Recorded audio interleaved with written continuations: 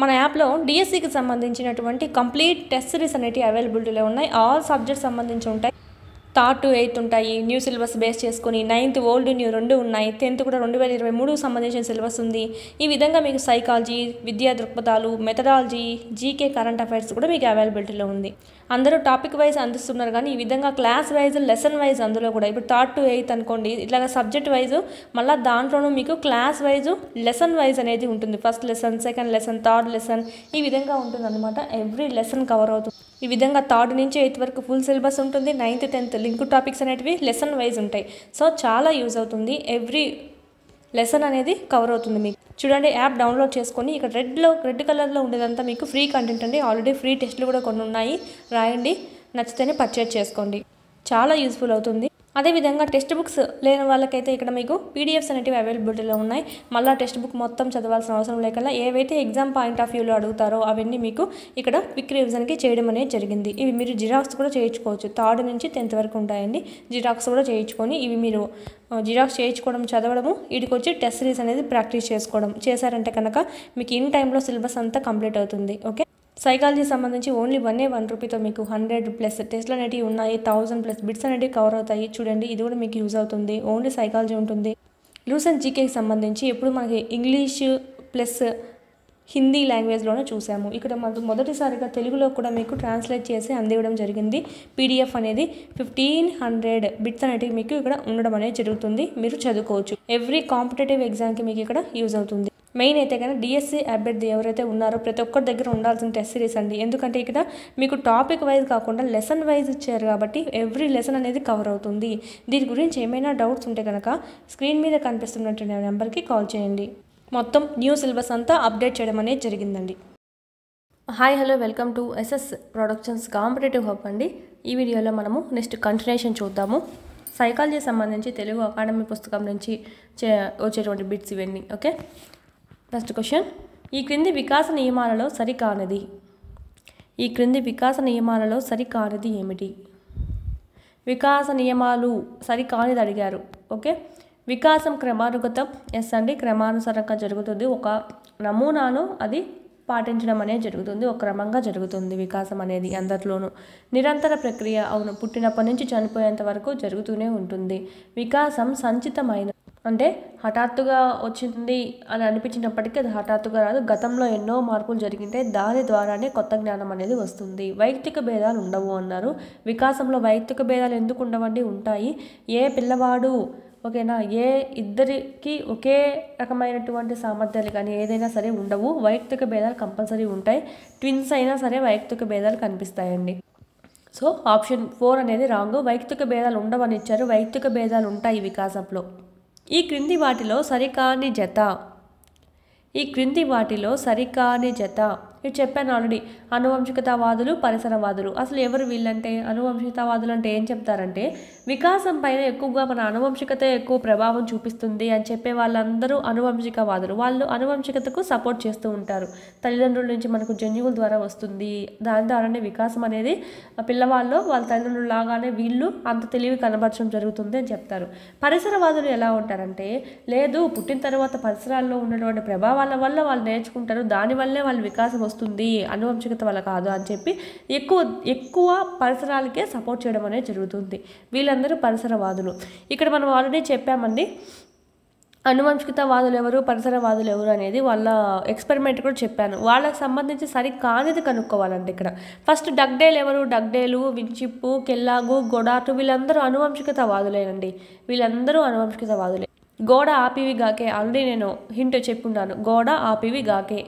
ఈ క్లాసెస్ అంటే వీడియోలో వినేలోపు మీకు ఈ హింట్ మాత్రం వచ్చేసి ఉండాలి. గోడ ఆపివి గాకే.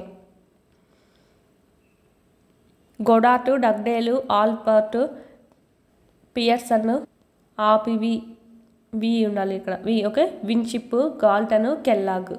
ఇక్కడ చూసినట్టయితే డగ్డేల్ అండి. డగ్డేల్ మనకి జూక్స్ కుటుంబం మీద చేశాడు. డగ్డేల్ పోలీసు వీళ్ళ కుటుంబం మీద చేయడం జరిగింది. దొంగలు చాలామంది దొంగలు పరిశీలిస్తే అక్కడ జూక్స్ అనేటువంటి ఇంటి పేరు మాత్రమే కలిగి ఉన్నారంట. అంటే వీళ్ళ కుటుంబం నుంచి వచ్చిన వాళ్ళంతా ఎక్కువగా దొంగతనాలే చేస్తున్నారు అంటే వాళ్ళ అనువంశికత వల్ల అలా జరుగుతుందని చెప్పి ఈయన అనువంశికతవాద అనమాట డగ్డేల్.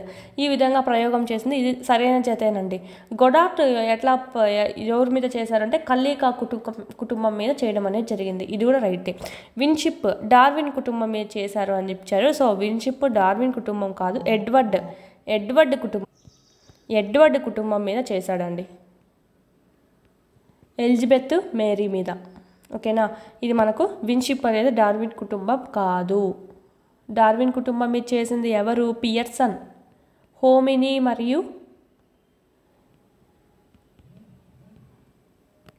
డార్విన్ కుటుంబాల మీద, ఈ 2 కుటుంబాల మీద చేశారు ఎవరంటే పియర్సన్. నెక్స్ట్ కెల్లాగు డొనాల్డ్ అనేటువంటి వాళ్ళ శిశువు మీద చేసుకున్నారు, వాళ్ళ శిశువే డొనాల్డ్ మీద, మరియు దాంతోపాటు గువా అనేటువంటి చింపాంజీని కూడా పెంచడం అనేది జరిగింది. సో ఇది మనకు ప్రయోగాలు సంబంధించి సరికాని జత ఏదంటే option 3 is the right answer. సంధి దశ అని ఏ దశను అంటారు? ఆల్రెడీ నేను ఎన్నోసార్లు రిపీట్ చేశాను ప్రీవియస్ బిట్స్లో కూడా. సంధి దశ అని ఏ దశను పిలుస్తారు అంటే ఆప్షన్ 4 అండి, కౌమార దశ. దీన్నే మనం సందిగ్ధ దశ అని కూడా అంటాం, ఒడిదుడుకులతో ఒత్తిడితో కూడుకున్న దశ అని కూడా అంటాం. నెక్స్ట్, శిశువు కనబరిచే మొట్టమొదటి ఉద్వేగము. శిశువు కనబరిచే మొట్టమొదటి ఉద్వేగము. ఫస్ట్ మనకి ఉత్తేజం అనేది చూస్తామండి, ఓన్లీ 3 months. ఓకేనా, పిల్లవాళ్ళకి 3 months వచ్చేసరికి మనకు వాళ్ళలో ఉత్తేజం అనేది మనము గమనించవచ్చు. మోస్ట్ ఇంపార్టెంట్, శిశువులో కనిపించేటువంటి తొలి ఉద్వేగం ఏమిటి అంటే ఉత్తేజము. శిశువులో కనబరిచే మొట్టమొదటి ఉద్వేగం ఏంటి అంటే ఉత్తేజం. ఎలాగైనా అడగచ్చు క్వశ్చన్ అనేది. దీని మీద మనకు పరిశోధన చేసింది ఎవరంటే క్యాథరిన్ అండి, క్యాథరిన్ బ్రిడ్జెస్. నెక్స్ట్ అదేవిధంగా 6 months కండి, 3 monthsకి అయితే మనకు ఉత్తేజం అనేది పిల్లవాళ్ళలో చూడవచ్చు. 6 months వచ్చే టయానికి పిల్లవాళ్ళలో 2గా డివైడ్ అవుతుంది అనమాట ఉద్వేగాలు, అనుకూల ప్రతికూల అంటే పాజిటివ్ నెగిటివ్. అనుకూల ప్రతికూల అంటే అనుకూల అంటే ఏంటి? ప్రేమ, సంతోషం కలిగించేటివన్నీ అనమాట. ఈ ప్రతికూల అంటే కోపం, బాధ ఇలాంటివన్నీ మనకు చూడవచ్చు. ఎక్కువగా చూసినట్టయితే విచారం చూడవచ్చు, ప్లస్ అనుకూల ఉద్వేగాల్లో అయితే సంతోషం అనేది చూడవచ్చు అనమాట. నెక్స్ట్ ఇదే మనకు 1 yearకి ఏమవుతుందంటే పిల్లవాళ్ళలో అసూయ అనేది ఏర్పడుతుంది. అసూయ 1 year పిల్లవాళ్ళకి, 1 year వచ్చే తల్లికి తనలో కనిపించేటువంటి ఉద్వేగం ఏంటి అంటే అసూయ అనేది చూసుకోవాలి. నెక్స్ట్ అండి, ఉద్వేగ కెథార్సిస్ ప్రదర్శించే దశ. మోస్ట్ ఇంపార్టెంట్, చెప్పాను కదా ఇప్పుడే. ఈ ఉత్తేజం మీద పరిశోధన చేసింది ఎవరు అంటే క్యాథరిన్ బ్రిడ్జెస్. ఉత్తేజం అనే కాదు, ఈ ఉద్వేగాలకు సంబంధించి పరిశోధన చేసింది ఎవరంటే క్యాథరిన్. ఓకే, ఉద్వేగ కెథార్సిస్, అందుకే పేరు కూడా క్యాథరిన్, ఆమె పేరు క్యాథరిన్ బ్రిడ్జెస్. క్యాథరిన్ అనేది ఉంటుంది. ఉద్వేగ కెథార్సిస్ ప్రదర్శించేటువంటి దశ ఏమిటి అంటే ఆప్షన్స్ మోస్ట్ ఇంపార్టెంట్ అండి. ఉత్తర బాల్య దశ, చాలాసార్లు రిపీట్ అయింది ఎగ్జామ్స్లో కూడా. అంటే ఏంటంటే ఉద్వేగ ప్రకటనలో తనను తాను నియంత్రించుకుంటూ ఉంటాడనమాట. అంటే ఉద్వేగాన్ని ప్రదర్శించడంలో తన మీద తన కంట్రోల్ ఉంటుంది. ఉద్వేగ ఒత్తిడి నుంచి వాడు కాపాడుకోగలుగుతారు. ఇప్పుడు కౌమార దశలో ఎలా ఉంటాయి? ఉద్వేగాలు అనియంత్రణంగా ఉంటాయి, అంటే కంట్రోల్ చేయలేమన్నమాట. ఎవరైనా చిన్న మాట అంటేనే కోపం వచ్చేస్తుంది, వాళ్ళ మీదకి వెళ్ళిపోతూ ఉంటాము. కోపం అనే కాదు, ప్రేమ సంబంధించినా సరే ఉద్వేగాలు కంట్రోల్ చేసుకోలేక ఏదైనా చేసుకుంటూ ఉంటారు, సూసైడ్ కాడికి. సో అలాగ ఉంటాయన్నమాట కౌమార దశలో. కానీ ఇక్కడ ఎలా ఉంటుందంటే ఉత్తర బాల్య దశలో ఉద్వేగాల ప్రకటనలో తనను తాను కంట్రోల్ చేసుకుంటూ ఉంటాడండి. ఒత్తిడి ఏమైనా వచ్చిందంటే కనుక దాన్ని కూడా వాడు కంట్రోల్ చేసుకునేటువంటి కెపాసిటీ ఉంటుంది. అందుకే ఉద్వేగ కెథార్సిస్ ప్రదర్శించే దశ ఏంటంటామంటే ఉత్తర బాల్య దశను అంటాము. క్యాథరిన్ బ్రిడ్జెస్ అండి మనకి ఇది పరిచయం చేసింది. నెక్స్ట్ క్వశ్చన్, మొదటి సాంఘిక కృత్యంగా ఏ క్రీడను పేర్కొంటారు? మొదటి సాంఘిక కృత్యంగా ఏ క్రీడను పేర్కొంటారు? ఇక్కడ ఫస్ట్ చూసినట్టయితే ఏకాంతర క్రీడలో ఎలా ఉంటుంది? ఓన్లీ వాడికి వాడే ఆడుకుంటాడు, ఎవరిని చూడు, ఏం చేయడు, ఎవరితోనూ కలవనివ్వడు. ఎవరైనా వచ్చి బొమ్మలు తీసుకున్నా కూడా ఏడ్చడము అర్చడం చేస్తూ ఉంటాడు. సో ఇక్కడ మనకు సమాజంతో ఎలాంటిది ఉండదన్నమాట లింకప్. వీడు సమాంతర క్రీడకు వచ్చేళ్ళకి పక్కన ఆడుకునే చూస్తాడు, వాళ్ళతో ఆడుకోకపోయినా కూడా చూసేసి మళ్ళీ వచ్చి వీడు ఒంటరిగా ఆడుకోవడం జరుగుతుంది. సో ఇక్కడ మొదటి సాంఘిక కృత్యంగా ఏ క్రీడను పేర్కొంటారు అంటే ఆప్షన్స్ మొదటి అన్నారండి. సో అందుకే మనకు ఆప్షన్ 1 ఇక్కడే కదా, ఇంకా పక్కనోని చూసి వీడు పక్కనోని గమనించి ఆడడం అనేది జరుగుతుంది ప్యారలల్గా. అక్కడే ఎట్లయితే ఆడుకున్నారో సో ఇక్కడ వీడు ఇలాగా ఆడుకుంటూ ఉంటాడు అనమాట. So option 1 is the right answer. తప్పు చేసినా నేరం చేసామన్న భావన లేని దశ. తప్పు చేసినా కూడా నేరం చేసామన్న భావన లేని దశ. ఎందుకంటే పిల్లవాళ్ళకి అప్పుడు తెలియదు కదా. ఆప్షన్ 3 అండి, శైశవ దశ అండి. శైశవ దశ భాషా వికాసంలో రెండవ దశ. భాషా వికాసంలో మనం 4 చెప్పుకున్నాము. ఫస్ట్ వన్ ప్రాక్ భాషా దశ, సెకండ్ వన్ ముద్దు పలుకుల దశ, థర్డ్ వన్ శబ్దాన్ని అనుకరిస్తారు, శబ్ద అనుకరణ దశ, ఫోర్త్ వన్ శబ్దాన్ని గ్రహిస్తారు, శబ్ద గ్రాహ్యక దశ. ఇవి మనకు ఆర్డర్ అనేది. ఇక్కడ అడిగింది ఏంటి? రెండవ దశ. ఏంటండి? ముద్దు పలుకుల దశ మనకు రెండవ దశ. Option 4 is the right answer. Next question చూద్దాం. శిశువు యొక్క మెదడులో భాషార్జన చేసే యంత్ర ఉపకరణాలు ఉంటాయని పేర్కొన్నది ఎవరు? పరికల్పన చేసిన వారు ఎవరు? ఎల్ఏడి అండి, లాంగ్వేజ్ అక్విజిషన్ డివైజ్. శిశువు మెదడులో భాషార్జన చేసే యంత్రం డివైజ్ ఉంటుంది అని చెప్పి మనకు తెలియజేసింది ఎవరు? వాటి మీద చేసింది ఆప్షన్స్ ఈజీగా కనుక్కోవచ్చు. ఎల్ఏడి అంటూనే చామ్స్కీ, నోమ్ చామ్స్కీ. నిబంధనం ద్వారా భాషా వికాసం జరిగేటువంటి దశ. నిబంధనం ద్వారా జరుగుతుంది, ఇక్కడ కండిషన్ ద్వారా జరుగుతుంది. ఆప్షన్స్ నిబంధనం ద్వారా భాషా వికాసం జరిగేటువంటి దశ. ఇంకోటి కూడా అడుగుతారు ఇక్కడ, అనుకరణ లేదా నిబంధనం ద్వారా అని కూడా చూసుకోవాలి. అనుకరణ లేదా నిబంధన ద్వారా భాషా వికాసం జరిగే దశ ఏది అంటే ఆప్షన్ 4 అండి, శబ్ద అనుకరణ దశ. 1 to 1.5 years ఉంటుంది. ఈ ఫస్ట్ వన్ ఏంటి? పూర్వ భాషా దశ లేదా ప్రాక్ భాషా దశ 0 to 4 months ఉంటుంది. ముద్దు పలుకుల దశ 4 to 12 months ఉంటుంది. ఇదైతే 1 year to 1.5 years వరకు ఉంటుంది. ఇదైతే నెక్స్ట్ లాస్ట్ వన్ శబ్ద గ్రాహ్యక దశ 5 నుంచి 10 లేదా 12 సంవత్సరాల మధ్య వరకు ఉంటుందన్నమాట. ఇక్కడ శబ్దాన్ని అనుకరణ ద్వారా నిబంధన ద్వారా నేర్చుకుంటాడు. శబ్దానుకరణ దశ పేర్లోనే ఉంటుంది మనకు. అనుకరణ అన్న కూడా మనకి పేర్లోనే ఉంటుంది, ఈజీగా కనుక్కోవచ్చు. Option 4 is the right answer. Next question చూద్దాం. వాగుడుకాయ దశగా పిలువబడేది ఏమిటి? వాగుడుకాయ దశగా పిలువబడేది ఆప్షన్స్ ఆల్రెడీ చూసుకున్నామండి. ఎప్పుడు మనకు ప్రశ్న ఇస్తూనే ఉంటాడు పిల్లవాడు, అదేంటి ఇదేంటి అని చెప్పి ఎక్కువ వాగుతూనే ఉంటాడు. Option 1 is the right answer. పూర్వ బాల్య దశ. వ్యక్తి తన అనుభవాలను అర్థం చేసుకోవడానికి తోడ్పడే నిర్మాణం. పియాజే ప్రకారం చెప్పాడు, వ్యక్తి తన అనుభవాలు అర్థం చేసుకోవడానికి తోడ్పడేటువంటి నిర్మాణం. తను చేసినటువంటి అనుభవాలు, ఎక్స్పీరియన్సెస్ ఏవైతే ఫేస్ చేశాడో అవి బాగా అర్థం చేసుకొని కొన్ని రూపంలో నిల్వ చేసుకుంటాడండి, కొన్ని నిర్మాణాల రూపంలో. వాటిల్నే మనం ఏమంటాం? స్కీమాటాస్ అంటాం. సపోజ్ నువ్వు ఇప్పుడు ఫస్ట్లో కుక్కను చూసావు అనుకోండి, కుక్కను చూసావు, దాన్ని అర్థం చేసుకున్నావు ఎలా ఉంటుంది అనేది, షేప్, 4 కాళ్ళు ఉన్నాయి, ఇలా ఉంది మూతి, చెవులు ఇలా ఉన్నాయని. దాన్ని చూస్తూనే వాడు ఏం చేస్తాడు? ఒక పిక్చర్ అనేది మన మైండ్లో నిలుపుకోవడం అనేది జరుగుతుంది. దాన్నే మనం స్కీమాటా అని అంటాం అనమాట. ఒక నిర్మాణం అనేది మన మైండ్లో నిలుపుకుంటాము చూసినప్పుడు, ఫస్ట్ టైం చూసినప్పుడు దాన్నే స్కీమాటా అంటాం. తర్వాత దాన్ని పోలినాటివి ఏమన్నా చూసినప్పటికీ, అంటే నెక్స్ట్ ఎప్పుడైనా ఫ్యూచర్లో చూసినా కూడా వాటికి సంబంధించి ఇంకా అక్కడనే స్కీమాటా రూపంలో అక్కడనే మళ్ళీ స్టోర్ అవుతూ ఉండడం అనేది జరుగుతుంది. Option 3 is the right answer, schematas అండి. LSRW క్రమంలో బోధన అనేది ఏ వికాసాన్ని సమర్థిస్తుంది? LSRW క్రమంలో బోధన అనేది ఏ వికాసాన్ని సమర్థిస్తుంది అంటే వికాస నియమం అండి. చూసినట్టయితే ఇక్కడ క్రమానుగతం. ఇది మనకు ఫస్ట్ నువ్వు నేర్పించాలన్నా రాదు, ఫస్ట్ రైటింగ్ నేర్పిద్దామా అనుకున్నా కూడా లేదండి. వికాసం అనేది పిల్లవాళ్ళలో కానీ ఎవరిలో అయినా సరే క్రమానుగతంగా జరుగుతుంది, నమూనాను అవలంబిస్తూ ఉంటుంది, ఒక మోడల్గా వెళ్తూ ఉంటుంది, అంటే ఒక ఆర్డర్లో వెళ్తుంది అనమాట. ఫస్ట్ లిజనింగ్, నెల స్పీకింగ్ వింటారు, తర్వాత మాట్లాడతారు, తర్వాత రాయడం తర్వాత చదవడం నేర్పిస్తాము, తర్వాత రాయడం అనేది నేర్చుకోవడం జరుగుతుంది. ఈ ఆర్డర్ అనేది పాటిస్తూ ఉంటుంది. ఆప్షన్ 1 క్రమానుగతం. నిరంతర ప్రక్రియ అంటే పుట్టినప్పటి నుంచి చదివినంత వరకు ఉంటుందని. ప్రాకృతీకరించవచ్చు అంటే ఊహించవచ్చు అని. పరస్పర చర్య అంటే అనువంశికతకు మరియు పరస్పరాల సంబంధించి వాటి మధ్య పరస్పర చర్య ఉంటుందని. నెక్స్ట్ క్వశ్చన్, వస్తు స్థిరత్వ భావన ఈ దశలో ఏర్పడుతుంది. వస్తు స్థిరత్వ భావన ఏ దశలో ఏర్పడుతుంది? ఆప్షన్ సి అండి, ఇంద్రియ చాలక దశలో వస్తు స్థిరత్వ భావన ఏర్పడడం జరుగుతుంది. నెలలు కూడా అడుగుతారు కొన్ని మాటలు. 8 నుంచి 12 నెలల మధ్యలో ఏర్పడుతుంది అన్నమాట. మేక్ ఏ బిలీవ్ ప్లే ఏ దశలో కనిపిస్తుంది? మేక్ ఏ బిలీవ్ ప్లే మనకు ఎక్కడ కనిపిస్తుంది అంటే ఇక్కడ చూడండి, పూర్వ భావనాత్మక దశ అని ఇచ్చారు. So option 1 is the right answer. ఇక్కడ మనకు పూర్వ ప్రచాలక దశ అని ఇవ్వలేదు. దీంట్లో 2 types డివైడ్ అయి ఉన్నాయి కదా, పూర్వ భావనా దశ లేదా ప్రాక్ భావనా దశ. సెకండ్ది అంతర్బుద్ధి దశ. సో ఈ విధంగా ఇన్బిల్ట్ లోపల మనకి దాన్ని సబ్ డివిజన్ చేసి కూడా ఇస్తారు. సో చూసుకోవాలి. Option 1 is the right answer. Make a believe play ఏ దశలో కనిపిస్తుంది అంటే ఆప్షన్ 1.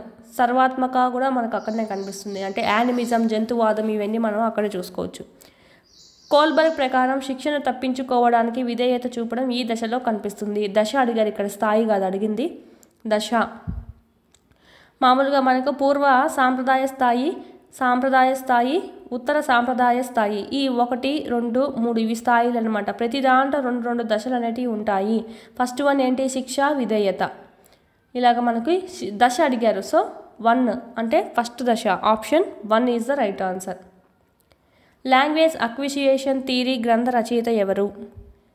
సేమ్ అండి, LAD ఉంది కదా, లాంగ్వేజ్ అక్విజిషన్ డివైజ్. సో అదేవిధంగా భాషా సముపార్జన సిద్ధాంతం తెలుగులో చెప్పాలంటే లాంగ్వేజ్ అక్విజిషన్ థియరీ అంటే.